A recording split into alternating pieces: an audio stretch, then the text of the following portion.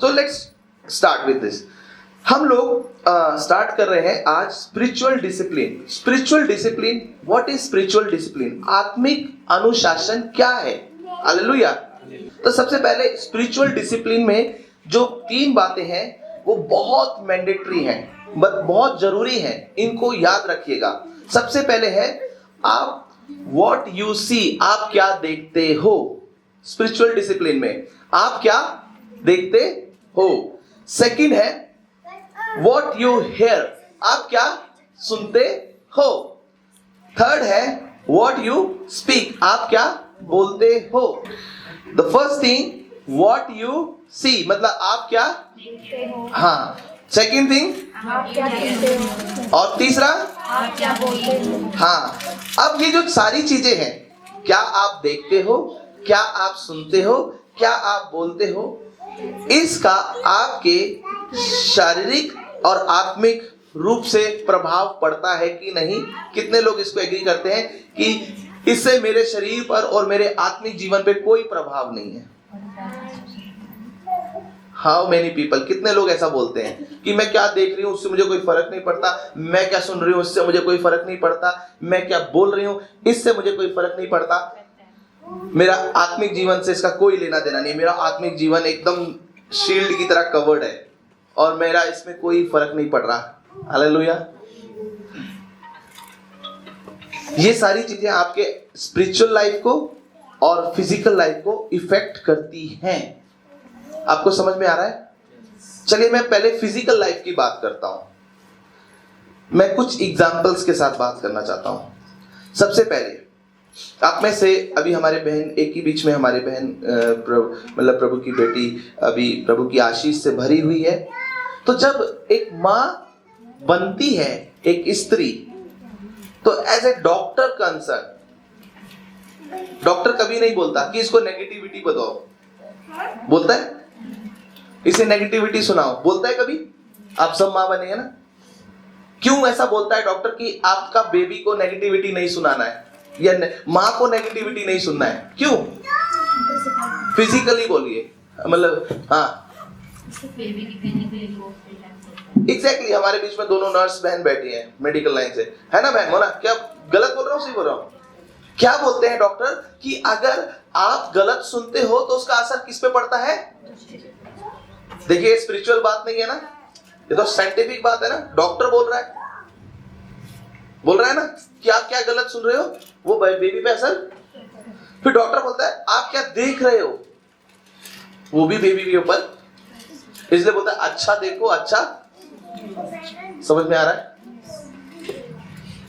जब हम एक साइंटिफिक तरीके से इस बात को जानते हैं कि एक बोलने से, सुनने से, देखने से एक जो बेबी अभी वूम्ब में है, जो पेट में है, उस पे इफेक्ट होता है, उसकी हेल्थ पे इफेक्ट होता है, तो आप डिनाई करेंगे इस बात को कि इसको सुनने, क्या मैं सुनती हूं, क्या मैं बोलती हूं, क्या मैं देखती हूं, उससे कोई इफेक्ट नहीं होता? हालेलुया। इफेक्ट होता है, होता है, होता है। आप मेरे साथ एग्री हैं? क्योंकि ये बहुत इंपॉर्टेंट है, वो पर्सनली क्या देख रही है। अगर वो घर में अकेली बैठी है, वो कोई एक सैड एपिसोड देख रही है, effect will come on her, उसके बेबी पे असर होना शुरू हो जाएगा, वो रोने लगेगी, उसके इमोशंस बेबी को अफेक्ट करना शुरू कर देंगे। जो क्या कहते हैं, बेबी को नर्चर होना चाहिए, जिस तरीके से ग्रोथ होना चाहिए, क्योंकि वो जब उदास होगी तो वो खाना कम खाएगी, जब वो खाना कम खाएगी तो बेबी का जो इम्यूनिटी सिस्टम है, ग्रोथ लेवल है, वो क्या हो जाएगा? कम हो जाएगा। Are you with me? आप मेरे साथ हैं? तो जब एक माँ जो देख रही है और जो सुन रही है, उसके देखने और सुनने से उसके बेबी के ऊपर इतना असर पड़ सकता है। द सेम थिंग जो आप आत्मिक लोग अपने आप को बोलते हैं, आप क्या सुनते हैं, क्या देखते हैं, आप क्या बोलते हैं, उसका भी इफेक्ट आपकी स्पिरिचुअल लाइफ में होता है। आप मेरे साथ हैं? ये बहुत केयरफुल चीज है, इसे समझना है, इसे समझ के जानना है कि हम क्या देख रहे हैं और क्या हमें बोलना है और क्या हमें जानना है। आमेन। क्योंकि जो हम देखते हैं, जो हम बोलते हैं, जो हम सुनते हैं, उसके द्वारा हम रिसीव भी करते हैं। आमेन। आप मेरे साथ हैं? क्योंकि ये ऐसा ही नहीं ना सिंपल कि आपने जो देखा उससे आपने कुछ रिसीव नहीं किया, ग्रहण नहीं किया। जो आप देख रहे हैं उसके द्वारा आप ग्रहण भी कर रहे हैं। ये बहुत इंपॉर्टेंट है।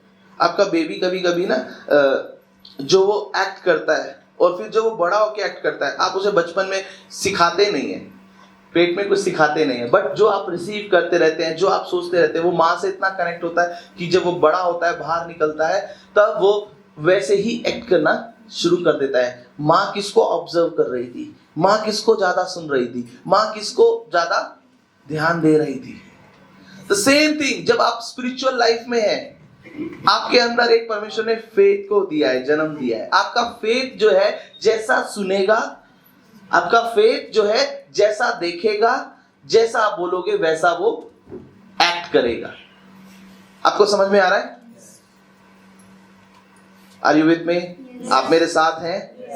जो फेथ आपने जन्म लिया है एक नए बालक के समान, जो विश्वास अपने अपने अंदर धारण किया है, अब वो एक बेबी की तरह ग्रो कर रहा है, वो बढ़ रहा है। अब उसको जब बढ़ते समय उसको एक नर्चर की जरूरत है, उसे एक ग्रोथ की जरूरत है।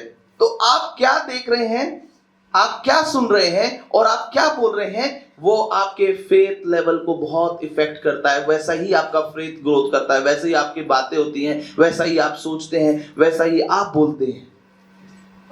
आप मेरे साथ हैं? आमेन, हालेलुया। फिर इसके बाद जैसा आप धारण करते हैं वैसा ही आप फल लेकर आते हैं। क्योंकि जो आपने सुना, आपने जो सुना है वही तो बोलोगे। आप उसके अलावा कुछ और नहीं बोल सकते। आपके पास जो आपने सुना है वही आपकी फीड में भर गया है, आपके माइंड में वही है, आपकी जो मेमोरी पावर है उसमें वही चीजें भरी हुई है। जो आपने देखा है वही आपकी दिमाग में भरा हुआ है। जो आप बोलना चाहते हैं वो ये दोनों चीजों से वही निकल कर आएगा। यस। जब हमारा छोटा बेबी था दोनों, तो ये दोनों स्कूल जाते थे, तो स्कूल वाले क्या करते थे, इनको जो इनके दिमाग में भर देते थे वही ये करेंगे। तो कभी कभी हमें स्ट्रगल करना पड़ता था। हम कहते बेटा इसको ऐसे करो, नहीं मैम ने ऐसे बोला है, ऐसे ही करना है। तो हम बोलते बेटा मैम ने थोड़ा ऐसे बोल दिया, हमने भी बोला कि ऐसे भी कर सकते हैं। अब जैसे किसी को आर बनाना है तो कोई एक वन लाइन लेगा, फिर उसको राउंड करेगा, फिर ऐसे करेगा। तो हम कहते पहले राउंड कर लो, फिर ऐसे कर लो, फिर इजी डंडा कर लो। हम भी आर ही बना रहे हैं, but our R is different and his R is different. उसका आर बनाने का तरीका अलग है, मेरा आर बनाने का तरीका अलग है। क्योंकि मैंने जो मेरे टीचर से सीखा है मैं वैसा आर बनाऊंगा, उसने जो अपने टीचर से सीखा है वो वैसा आर बनाएगा। बना वो आ ही रहा है, बट इट्स अबाउट कि वो कहां से सीख रहा है। आपको समझ में आ रहा है? ये बहुत इंपॉर्टेंट है। आपकी लाइफ में जो आप डाल देते हैं ना यहां पर दिमाग में, अपने कानों में जो सुनते हैं और जो देखते हैं, आप वही बोलते हैं। हालेलुया। इसलिए बोलते हैं जैसा आपका अंदर का पेड़ है वैसा आपका फल बाहर आ रहा है। सो ये बहुत ही सीरियस है कि हमें इस चीज के ऊपर काम करने की आवश्यकता है। Amen, hallelujah. कोई मेरे साथ निकालेगा नीति वचन 21:2। मनुष्य का सारा चाल चलन अपनी दृष्टि में तो ठीक होता है, परंतु यहोवा मन को जांचता है। एग्जैक्टली। आप में से जितने लोग बैठे, इवन इंक्लूडिंग मी, आप और मैं, हम जितने भी यहाँ पर बैठे हैं, हम सब की नजर में कोई भी ये बोल सकता है कि मैं गलत हूं? हमारी नजर में हम हमेशा सही होते हैं, है ना? हमने कभी कुछ गलत किया ही नहीं है। हम कुछ गलत कर ही नहीं सकते, हमसे गलती होती ही नहीं है। क्योंकि वचन ऐसा कह रहा है कि मनुष्य की नजर में, अपनी दृष्टि में उसका सारा चाल चलन कैसा है? ठीक है। मैं लेट उठ रहा हूं तो क्या है? बताए मैंने रात को कितना काम किया है, मेरे अकॉर्डिंग मेरे पास एक आंसर है। मेरे मुंह से कुछ गलत निकल गया तो क्या, मैंने जो सुना था मैंने वही तो बोल दिया है, क्योंकि अपनी दृष्टि में हम सही है। मगर एक है जो मेरी और आपकी दृष्टि को बहुत अच्छे जानता है, इसलिए वहां पे लिखा हुआ है परंतु यहोवा मन को जानता है। किस हार्ट से ये बोल रहे हैं, किस हार्ट से ये देख रहे हैं, किस हार्ट से ये सुन रहे हैं। हालेलुया। अभी मैं सिंगल पर्सनालिटी की बात कर रहा हूं, अभी हम नेक्स्ट जो पोर्शन में जाएंगे इट्स ऑल अबाउट फैमिली। ये फैमिली के ऊपर भी है और ये आज के लिए बहुत इंपॉर्टेंट टॉपिक है। बहुत सारे लोगों ने मिस कर दिया, इसीलिए जब वो मिस कर देते हैं तभी वो, जब टीचिंग नहीं होता तो प्रॉब्लम रहता ही है। फिर पास्टर को बोलते पास्टर जी ये प्रॉब्लम, मैंने कहा भाई इसके विषय में हमने टीचिंग दिया था, सिखाया था। अभी क्या है, मनुष्य की दृष्टि में अपने लिए सब कुछ ठीक है, मैं जो कर रहा हूं, मैं जैसे कर रहा हूं, मुझे, इसीलिए मैंने बोला हमारे ऊपर एक मेंटर का होना बहुत ही, एक व्यक्ति का होना बहुत ही, जो हमें करेक्ट कर सके कि भाई क्या गलत चल रहा है, क्या सही चल रहा है। और हमें भी अपने हृदय को तैयार करने की जरूरत है कि हमको कोई आके, मतलब हम भी किसी की मेंटरशिप में चले जाएं। जैसे कि मैं किसी की सबमिशन में हूं, किसी की मेंटरशिप में हूं, मैंने उनको अलाउ किया हुआ है कि मेरी फैमिली, मेरे लिए आप बात कर सकते हैं, आप मेरे लिए सोच सकते हैं, आप मेरे बारे में बोल सकते हैं, क्योंकि मैं अपनी दृष्टि में तो सही हूं। तो जब हम अपनी दृष्टि में अपने आप को अच्छा समझेंगे, अपने आप को बहुत बढ़िया मानेंगे, तो हमको जज करने वाला कोई नहीं होगा। मगर वचन कहता है कि आप जो अपनी दृष्टि में सोच रहे हैं, आपके ऊपर एक परमेश्वर है जो आपको जानता है, आपके मन तक को जानता है कि आपका हार्ट पोस्चर क्या है, आपका हृदय की अभी जो बैठने का तरीका है वो भी किस तरीके का है, आप कैसे परमेश्वर को आदर दे रहे हैं। हालेलुया। तो इसीलिए ध्यान दीजिएगा कि ये बहुत इंपॉर्टेंट है। दूसरा, भजन संहिता 39 का 1 और 2 पढ़ेंगे, 139 का, सॉरी। हे यहोवा, तूने मुझे जांच कर जान लिया है, तू मेरा उठना बैठना जानता है और मेरे विचारों को दूर ही से समझ लेता है। एग्जैक्टली। भजन संहिता 139 1 और 2 ये कहता है कि हे यहोवा, तू मेरे विचारों को जानता है, तू मेरा उठना बैठना सब कुछ भली भांति जानता है। आपके पास जो बच्चे हैं ना, आपकी बेटियां हैं, बड़ी हो रही हैं, मेरी बेटी बड़ी हो रही है, आपके बच्चे बड़े हो रहे हैं, हम भी अपने माँ बाप के बच्चे हैं। तो ना एक सबसे बड़ी बात होती है, माँ बाप को ना अपने बच्चों का उठना बैठना अच्छे से पता है। जैसे कि अगर एक बच्चा कोने पे जाके एक साइड में खड़ा हो जाए, छोटा बच्चा, तो माँ को पता लग जाता है इसने शायद कुछ किया हुआ है। दूसरों को नहीं पता, दूसरे जाके उसके पास जाएंगे, खेलना चाहेंगे, कुछ वो बच्चा ऐसे से करेगा क्योंकि उसने कुछ किया हुआ है। माँ को पता लग गया ये अब छुपना मांग रहा है, माँ को पता है कि अभी ये भीड़ से अलग हो रहा है, क्योंकि माँ को पता रहता है कि वो कब खेलता है, कब उठता है, कब वो लोगों के पास आना पसंद करता है, कब वो छुपना पसंद करता है। कभी कभी जब दूसरे बच्चों को होता है ना कि भाई मतलब लड़के आते हैं, गुस्सा करके आते हैं, घर में बैठ जाते हैं, तो बाकी सबको समझ में नहीं आता, मगर माँ को फेस पता लग जाता है, आज तुम किसी से लड़ के आए, आज तुम उदास हो, आज तुम किसी बात से परेशान हो। क्यों? क्योंकि उन्होंने बचपन से आपको डेवलप होते हुए देखा है, बढ़ते हुए देखा है, बढ़ रहे हो आप। इससे ज्यादा परमेश्वर का वचन कहता है कि मैंने तुम्हें माँ के गर्भ से रचने से पहले तुम पर चित्त लगा दिया था। आमीन।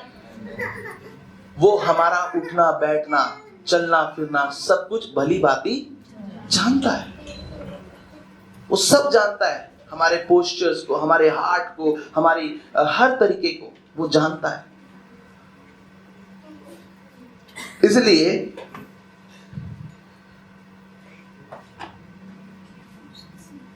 जब हम इन बातों को समझ रहे हैं कि मेरा देखना, मेरा बोलना, मेरा सुनना सब कुछ किसे भाने पाए?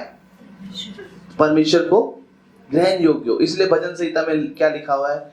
मेरा उठना, मेरा बैठना, मेरा बोलना सब कुछ तुझे ग्रहण योग्य हो, तुझे भाए, जिससे तेरी महिमा हो। हालेलुया। भजन संहिता 100 को हम थोड़ा सा पढ़ेंगे, थोड़ा सा रीड करेंगे हम लोग।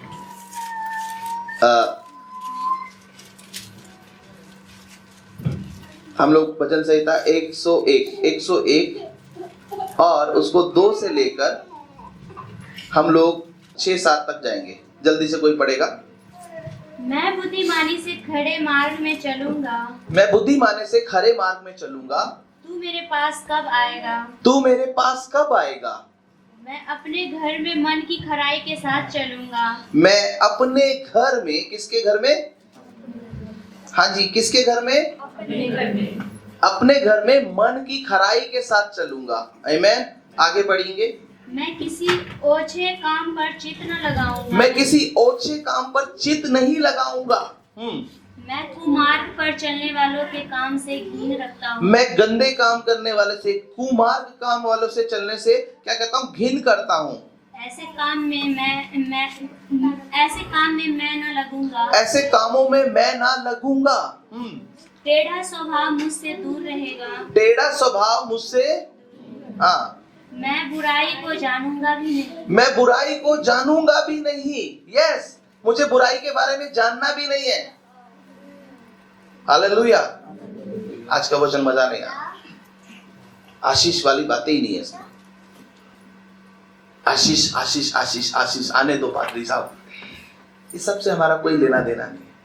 चंगाई चंगाई चंगाई आने दो पादरी साहब। बट मैं आपको बताना चाहता हूं, आपका हेल्थ स्पिरिचुअली खराब हो रहा है। स्पिरिचुअल लेवल पे आपका हेल्थ खराब हो रहा है। अगर सोच के देखिए, आपके पास आशीष है मगर आपका हेल्थ अच्छा नहीं है, क्या आप उस आशीष का फायदा ले सकते हैं? क्या एंजॉय कर सकते हैं? द सेम थिंग, आपका आत्मिक हेल्थ भी अच्छा नहीं है तो आप उस आशीष को कैसे एंजॉय करेंगे? पहले आपका आत्मिक हेल्थ अच्छा होना बहुत जरूरी है। हालेलुया। हाँ, चलो आगे एक वचन और है जो बहुत जबरदस्त है। हाँ हाँ, जो छिपकर अपने पड़ोसी की चुगली खाए, जो छिपकर अपने पड़ोसी की चुगली खाए, उसका मैं सत्यानाश करूंगा। हाँ, आगे, जिसकी आंखें चढ़ी हो और जिसका मन घमंडी है, उसकी मैं न सहूंगा। हाँ, और आगे, मेरी आंखें देश के विश्वास योग्य लोगों पर लगी रहेंगी कि वे मेरे संग रहे। जो खड़े मार्ग पर चलता है वही मेरा पहचान होगा। बस यहाँ रुक जाएंगे। अब एक पिक्चर आपको लेके जाना चाहता हूँ, ध्यान से सुनेगा। जक्कई के बारे में ये बोला जा रहा था कि जक्कई एक पापी व्यक्ति है और चुंगी लेने वाला है। फिर से बोल रहा हूँ, जक्कई एक पापी व्यक्ति है और चुंगी लेने वाला व्यक्ति था। तो यीशु मसीह जब जक्कई को बोलते हैं कि मैं तेरे घर पे आ रहा हूं, तो जक्कई के दिमाग में आता है, मैं इसको क्या दे सकता हूं, इसको मैं क्या दूं जिससे कि इसका जीवन बदल जाए, जिससे कि इसके जीवन में मतलब मेरा जीवन बदल जाए और ये यीशु मसीह मेरे को पहचान ले कि मैंने ऐसा कुछ किया है। तो जक्कई ने सोचा होगा, मैं पैसा दे देता हूं। तो पैसा परमेश्वर को नहीं चाहिए, परमेश्वर पैसे से प्यार नहीं कर रहा। मैं फिर क्या दूं? भेड़ दूं, बकरी दूं, घर दूं, क्या दूं? तब उसे याद आया, सुनिएगा ध्यान से, 101 और उसका सेकंड वर्स को दोबारा से पढ़िए। मैं बुद्धिमानी से खरे मार्ग में चलूंगा, तू मेरे पास कब आएगा? हाँ, तू मेरे पास कब आएगा? आप अपने जीवन में पूछ के देखिए यीशु से कि यीशु मसीह आप मेरे जीवन में कब आएंगे? कब आप आना चाहते हैं? आप कभी किसी मेहमान को घर पे बुलाते हैं तो कब बुलाते हैं? सर आइए मेरे घर आइए, आप मेरे घर आइए। कब बुलाते हैं? जब आपका घर बिखरा हो, आप उसके सामने सो के उठे हो और आपके घर में बच्चे ऐसे बिना नहाए धोए घूम रहे हो। आप कैसे करते हैं? आप पूरी तरीके से रेडी रहते हैं, आप प्रिपेयर करते हैं, अपने हाउस को रेडी करते हैं, अपने आप को रेडी करते हैं। आप वो झाड़ू लगाएंगे, पोछा लगाएंगे, जाले हटाएंगे, अपने घर को क्लीन करेंगे, तब आप किसी को बुलाएंगे। आमीन। तो यहाँ पर क्या है? मैं बुद्धिमानी से खरे मार्ग में चलूंगा, क्योंकि आप किसको बुला रहे हैं? एक राइचियस पर्सन को बुला रहे हैं, एक धार्मिक व्यक्ति को बुला रहे हैं, आप एक होली पर्सन को बुला रहे हैं जो बहुत ही पवित्रों का पवित्र परमेश्वर है। वो आपके घर में आपके साथ संगति करना चाहता है, तो वो कैसे आएगा? थर्ड को पढ़िए, अब वो कैसे आएगा? मैं किसी ओछे काम पर चित्त न लगाऊंगा। हाँ, आप जिसको प्लीज करना चाहते हैं, जिसको बुलाना चाहते हैं, जिसको अपने घर में उतारना चाहते हैं, वो उससे कह रहा है कि मैं किसी भी गलत चीजों को टच भी नहीं करूंगा। सेम थिंग जक्कई ने करी। क्या किया उसने? क्या बोला? जो कुछ मैंने गलत तरीके से कमाया है, जो मैंने अन्याय से कमाया था, आज मैं उसे वापस देना चाहता हूं। हालेलुया। तब प्रभु यीशु मसीह ने क्या बोला? ये आज इस घर में क्या आया है? उद्धार आया। उसने पैसों से अपने घर को नहीं सजाया, उसने अपने कामों से अपने घर की दिशा को बदल दिया, दशा को बदल दिया। उसने जो जक्कई आज तक लोगों के सामने पापी, चुंगी लेने वाला, गलत काम करने वाला, गरीबों पर अन्याय करने वाला, लोगों का पैसा खाने वाला, लोगों की क्या कहते हैं निंदा करने वाला, बुराई करने वाला, चुगली करने वाला, सब कुछ था वो जक्कई। क्योंकि एक पापी है तो उसमें सब कुछ है। पापी का कोई पैरामीटर नहीं है ना, छोटा पापी, बड़ा पापी, सूखा पापी, गीला पापी, 100% पापी, 90% पापी, 10% पापी, ऐसा नहीं है ना। सिन इज सिन, पाप इज पाप। हालेलुया।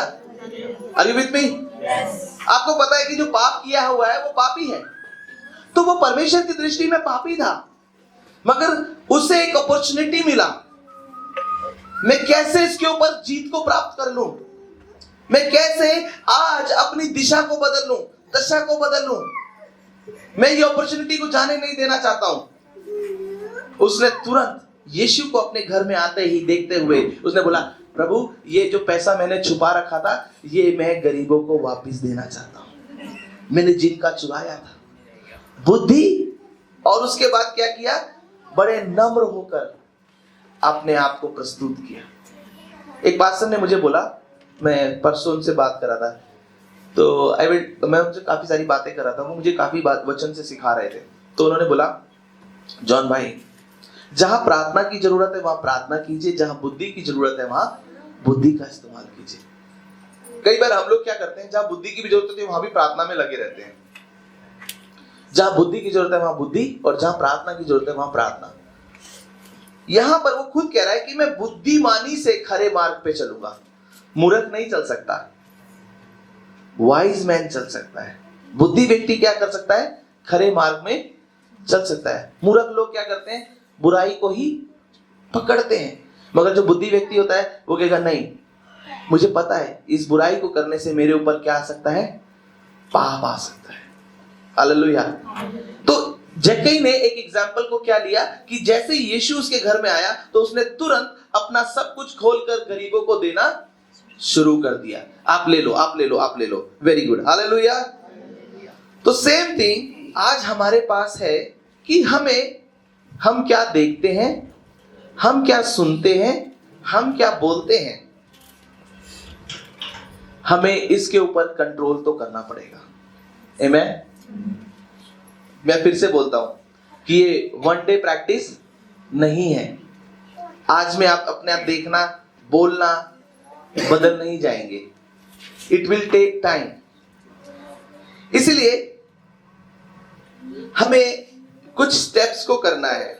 आइए हम भजन संहिता 34 उसका 11 और 14 को वर्ष को पढ़ेंगे, 11 से लेकर 14 तक। हम कैसे अपने चैलेंज, अपने स्टेप्स को चेंज कर सकते हैं, कैसे हमारी हेल्प हो सकती है, कैसे हम फिर से एक नए बातों में जा सकते हैं। हे लड़कों मेरी आओ मेरी सुनो। हाँ, ध्यान से सुनेगा। हे लड़कों आओ मेरी सुनो, मैं तुमको यहोवा का भय मानना मैं तुम्हें भय मानना सिखाता हूँ। कम, आई टीच यू। हालेलुया। जब मैंने क्या बोला, इस 2026 में हमें सीखना है। हालेलुया। हम सब सीखे हुए नहीं है, हम लोग माँ के पेट से सीख के नहीं आए, मगर इट्स ए अपॉर्चुनिटी। ये हमारे पास एक सौभाग्य है, हमें सीखने का फिर से मौका मिल रहा है। परमेश्वर के वचन के द्वारा अपने जीवन को, अपने आप को बदलने का एक मौका मिल रहा है। हालेलुया। तो यहाँ पे परमेश्वर का वचन क्या कहता है, कैसे बोलता है, वो ध्यान से देखिएगा। भजन संहिता 34 का 11 से 14 में बोलता है, पहले, हे लड़कों आओ मेरी सुनो, मैं तुम्हें यहोवा का भय मानना सिखाऊंगा। हालेलुया। ये आपकी स्पिरिचुअल लाइफ के लिए, स्पिरिचुअल ग्रोथ के लिए वेरी वेरी इंपॉर्टेंट। आपको जो परमेश्वर सिखाने जा रहा है, चलिए आगे पढ़िए। वह कौन मनुष्य है जो जीवन की इच्छा रखता है और दीर्घायु चाहता है ताकि भलाई देखे। हाँ, आगे। अपनी जीभ को बुराई से रोक रहे। एग्जैक्टली, फर्स्ट थिंग, अपनी जीभ को किससे रोक? बोलिए मेरे पीछे, अपनी जीभ को किससे रोको? हाँ सारे बोलो, बोलो क्या? बुराई से। हाँ, क्या सुना आपने? अपनी जीभ को एग्जैक्टली। ओ पास्टर क्या बोल रहा है आज, क्या सिखा रहा है ये? अपनी जीभ को बुराई से रोक। ये करने से तो मजा आता है। वो एक हनी सी का रैप करता है ना, आया था, है भाई नितिन, ये करके दिखाओ, है? वैसे ही हमारा भी है ना, इसके बिना तो मजा ही नहीं आता, रात नींद नहीं आती है जब तक दो चार बुराई ना हो, जब तक किसी की बातें ना हो जाए इधर उधर की, जब तक हमें इसके बारे में उसके बारे में ऐसा कुछ हो ना जाए। सुनिएगा ध्यान से, don't create a culture of unhealthy relationship with God. परमेश्वर के साथ आप ऐसा एक रिश्ता ना बनाए जो आपकी स्पिरिचुअल लाइफ के लिए अनहेल्दी हो, अस्वस्थ हो। हालेलुया। किसके साथ ना बनाए? एग्जाम्पल के लिए, कभी भी पीछे से चुगलियां ना करें, किसी की पीछे से बुराई ना सुने, कभी भी किसी के लिए पीछे से ना बोले और ना जल्दी से कुछ आंसर दे। हालेलुया। आपका रिलेशन अच्छा हो जाएगा। हालेलुया। सच अभी नेक्स्ट पोर्शन पे गया नहीं हूं। आज आप लोगों को ना एक बहुत बड़ा ट्रांसफॉर्मेशन मिलेगा, एक बहुत बड़ा बदलाव मिलेगा टीचिंग में। आज पवित्र आत्मा के साथ बैठिए, ये शिक्षा आपके जीवन को बदलेगी। ये शिक्षा ने हमारे जीवन को बदला। हालेलुया। आइए हम चलते हैं फैमिली स्पिरिचुअल डिसिप्लिन पे। पहले हम बात कर रहे थे इंडिविजुअल, अब हम फैमिली स्पिरिचुअल डिसिप्लिन पे। मैं इसमें ज्यादा टाइम नहीं लूंगा, मेरे लिए भी पीछे से प्रार्थना करते रहो करो, पास्टर को जल्दी छोड़ने को बोल रहा हूं। देखेंगे कौन जीतता है, तुम्हारी प्रार्थना या विजय संजय भैया दोनों हाथ कर रहे हैं। जाना है कहीं आपने?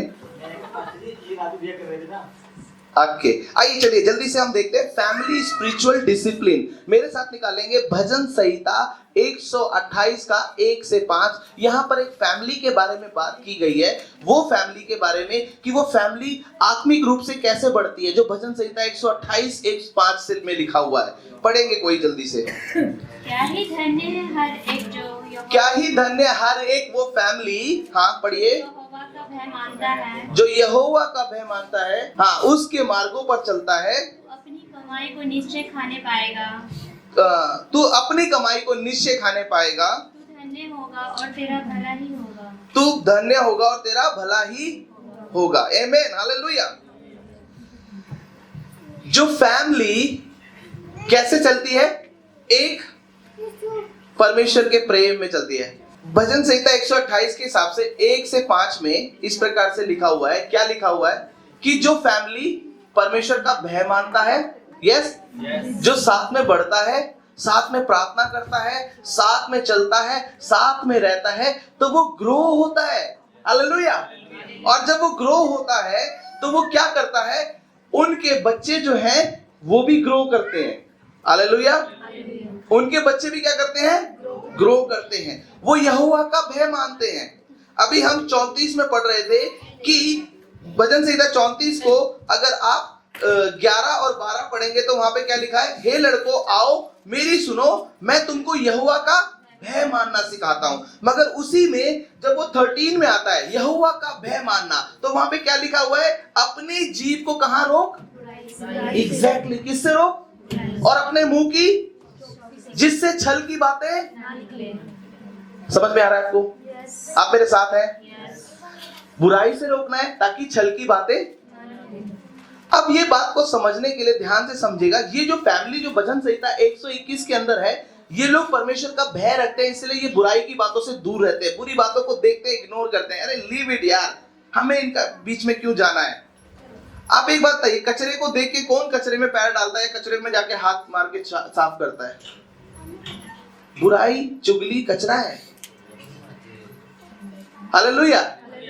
आप उसमें मत जाइए, उसको जाके उसमें टटोलिए मत कि आपको कुछ अच्छा ही मिलेगा। वो कचरा है, उसको छोड़ दीजिए। जैसे आप कचरे को देखकर इग्नोर करते हो ना, देखते हो अरे यार ये बदबू, अरे छोड़ो यार, चाहे उसमें 10 रुपए भी पड़े हो तो आप कहते हैं यार कौन उठाएगा, हमें कचरे में, हम कचरे में हटा लेंगे।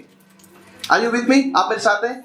द सेम थिंग, जब आपको बुराई किसी की दिखाई देती है, कीप इन योर माइंड, अपने हाथ अपने दिल में, अपने मन में रख दीजिए कि वो एक कचरा है, उसमें हाथ डालोगे तो आपको वापस कचरा ही मिलेगा।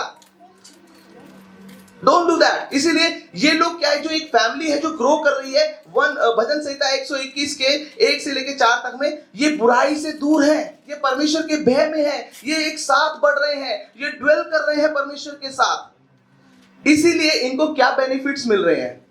इनके बच्चे भी ग्रो कर रहे हैं। हालेलुया। जब ये बुराई में नहीं है, बुराई से दूर है, तो इनके बच्चे भी क्या कर रहे हैं? जलपाई पौधे के समान बढ़ रहे हैं। इनकी फैमिली के अंदर जो इनकी वाइफ है, वो कैसे कर रही है? वो भी फलवंत स्त्री हो रही है, वो बढ़ रही है, उसमें प्रभु फल लेके आ रहा है। हालेलुया। आत्मिक फल, वेरी गुड। और फिर जलपाई के समान उनके बच्चे क्या कर रहे हैं? बढ़ रहे हैं। उसके बाद क्या? ऐसा पुरुष अपनी कमाई को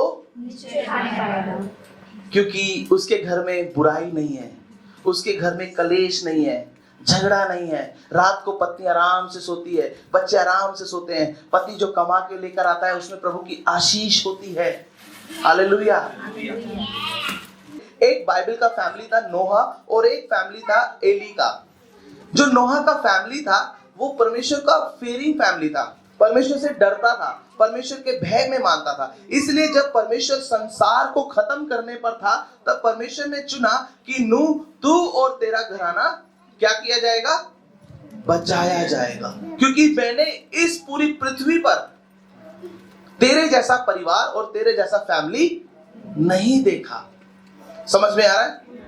तो परमेश्वर ने क्या किया? उस फैमिली को बचा लिया पानी के जहाज में। हालेलुया। दूसरी तरफ एली का परिवार था, जो पास्टर का परिवार था, मगर वो पास्टर का परिवार कैसा था? उनके बच्चे कैसे थे? बिगड़े हुए थे, चोरी करते थे वो लोग, कहीं और से नहीं, दसवान से, भेटी से पैसा चुरा देते थे, लड़ाई झगड़ा करते थे वो लोग लोगों से। इसलिए परमेश्वर ने क्या बोला सैमुअल को कि मैं इस फैमिली को और इनको आगे नहीं लेके जाऊंगा, इन्हें यहीं खत्म करूंगा। चर्च, ये हमारे पास उदाहरण है कि हम हमारी फैमिली को किस रीति में बढ़ते हुए देखना चाहते हैं। स्पिरिचुअल डिसिप्लिन में, अनुशासन में हमें लेके आना पड़ेगा। आप जो अधीनता में जाएंगे, जब आप अधीनता में रहेंगे, आप जब चर्च को अपना चर्च समझ के उसकी अधीनता में रहना सीखेंगे, आपके बच्चे भी रहना सीखेंगे। हालेलुया। जब आप उस आदर में जाएंगे तो आपके बच्चे भी जरूर उस आदर में जाएंगे। हालेलुया। जब आपका जीवन देने का जीवन जो दसवांश का है, ताइथ है, सीड्स है, वो एक चेयरफुल होगा। मतलब चेयरफुल आप समझते हैं, उदारता से देने वाला। आप गिन के, नाप तोल के, सोच के नहीं दे रहे कि इससे पास्टर को बेनिफिट है, इससे बेनिफिट है, उससे। आप प्रभु के लिए दे रहे हैं, जो है आप प्रभु के लिए बोल रहे हैं, तो सेम हार्ट आपके बच्चों का भी वैसे ही डेवलप होगा। आमेन। आप सोच के, नाप तोल के नहीं देंगे, आप एक उदारता से देना शुरू करेंगे। आमेन। जब आप एक आज्ञाकारिता के जीवन में खुद रहेंगे, तो आप अपने बच्चों को भी आज्ञाकारिता का जीवन सिखाएंगे। ये सारी बातें आपको तब हेल्प करेगी जब आप खुद अनुशासन में आएंगे। चुनाव आपका है कि आपको क्या सुनना है एज ए फैमिली, क्या देखना है और क्या बोलना है। आमेन। हालेलुया। Praise God. प्रभु आपको बहुत आशीष दे। मैं इसी के साथ आज के वचन को यहीं पे समाप्त करना चाहता हूं। Let's pray.